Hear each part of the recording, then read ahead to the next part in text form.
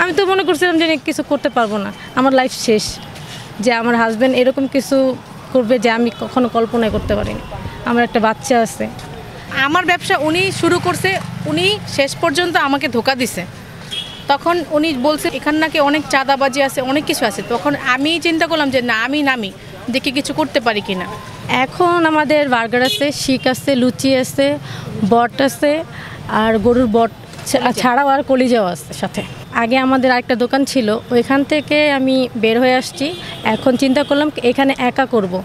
একা করতে এখানে আসতে আমার অনেক যুদ্ধ করতে হয়েছে, যে এখানে আসাটা অনেক কষ্ট মষ্ট করে আমি এই জায়গায় দোকানটা লাগাই নিজের একটা ভালো উদ্যোগে। আমার আশেপাশে যে ভাই আন্টি সবাই আছে, সবাই আমার সাথে সাথী দিছে যে তুমি কিছু করো, পারবে, আমরা সাথে আছি। তারপর আমার ফ্যামিলি বলতে আমার বোন, ও না থাকলে মনে হয় আমি কিছু করতে পারতাম না। কেননা আমার হাজব্যান্ড নিয়ে একটা সংসারী লাইফে একটু সমস্যা, তো ওইখান থেকে আমি চলে আসছি। আসার পরে আমি নিজে চিন্তা করলাম যে কিছু করা লাগবে।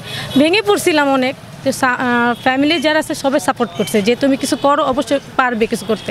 আমি তো মনে করছিলাম যে কিছু করতে পারবো না, আমার লাইফ শেষ, যে আমার হাজব্যান্ড এরকম কিছু করবে যে আমি কখনো কল্পনাই করতে পারিনি। আমার একটা বাচ্চা আছে। তারপর চিন্তা ভাবনা করলাম যে কিছু করি। আমি 12 বছর আমার লাইফে সংসার জীবন করছি, তো অবশ্য আমার জানা দরকার যে আমি রান্না বাড়া কী করা যায়। তো এটার উদ্যোগ নিয়ে নামলাম যে আমি রান্না বাড়া কিছু করি। তো আমার বোন আমার সাথে দিল যে তুমি এটা কিছু করো, করতে পারবে। ও না থাকলে মনে আমি কিছু করতে পারতাম না, আজকে এই জায়গায় আসতে পারতাম না। ওর ইয়েতে, ওর হাজবেন্ড ইয়েতে আমি যে এখানে আজকে দাঁড়াইছি যে তুমি কিছু করো। ওরা না থাকলে মনে হয় আমি কিছু করতে পারতাম না। এখানকার কিছুই বুঝতাম না আমরা ফার্স্ট। তখন একজনের সাথে ছিলাম, আমার ব্যবসা উনি শুরু করছে, উনি শেষ পর্যন্ত আমাকে ধোকা দিছে। তখন উনি বলছে এখানে নাকি অনেক চাঁদাবাজি আছে, অনেক কিছু আছে। তখন আমি চিন্তা করলাম যে না, আমি নামি দেখি কিছু করতে পারি কিনা। তখন নামছে, এখানে খোঁজ নিছে। পরে খালারা বলছে, মামারা বলছে যে এখানে কোনো চাঁদাবাজি নেই, কিচ্ছু নেই, আর তোমরা চেষ্টা করলে বসতে পারো।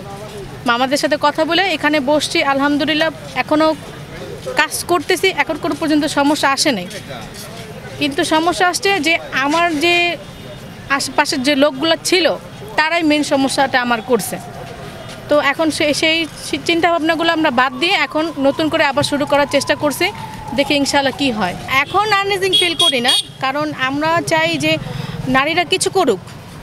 নারীরা ঘরে বসে থাকতে পারে না, নারীদের অনেক প্রতিভা আছে। আমি চাই যে সব নারীরাই বের হয়ে আসো, কিছু করো, কেউ ঘরে থাকো না, উদ্যোগ নাও, উদ্যোক্তা হও। আমি চাই আমি যেরকম উদ্যোক্তা হয়েছি সবাই উদ্যোক্তা হও। কেন আগেরকালের যে মেয়েগুলি ছিল তারা তো ঘর থেকে বের হতে পারতো না। কেন তারা চিন্তা করতো ফ্যামিলি কি বলবে, আত্মীয় স্বজন কী বলবে, পাড়াপড়শি কী বলবে, এইগুলি চিন্তা করে ওরা বের হতো না। তবে এখনকার তো যে কালচার চলতেছে এগুলি তো মেয়ে বসার না। আর দেখা যায় কি এখন স্টুডেন্টরা পড়াশোনা করেও ঘরে বসে থাকে, চাকরিজীবী হয় না। তো চিন্তা করলাম কি আমরা কিছু করি। আমাদের মতন অনেক মানুষ আছে যে ঘরে বসে আছে, তাদেরকে আমার বলা একটাই যে তোমরা ঘরে বসে থাকো না, নামও, উদ্যোগ নাও, নিজের ছোটোখাটো থেকে একটু শুরু করো, দেখবে আগাতে পারবে। সবার জন্য বলি যে তোমরা ঘরে বসে থেকো না, কিছু করতে পারলে আগাতে পারবে। যে ব্যবসা করতেছি, নিজের কাছে একটা আনন্দ লাগতেছে। আমার দোকানে কাস্টমার আসতেছে, আমার খাবারের ভালো ভালো রিভিউ দিতেছি, এক একজন বলতেছে যে ভালো খাবার তোমার দোকানে। এটা শুনে আরো বেশি ভালো লাগছে। আরো ভালো কিছু করার চেষ্টা করো। সবাই বলে যে ভালো কিছু করো, আগাতে পারবে তোমরা।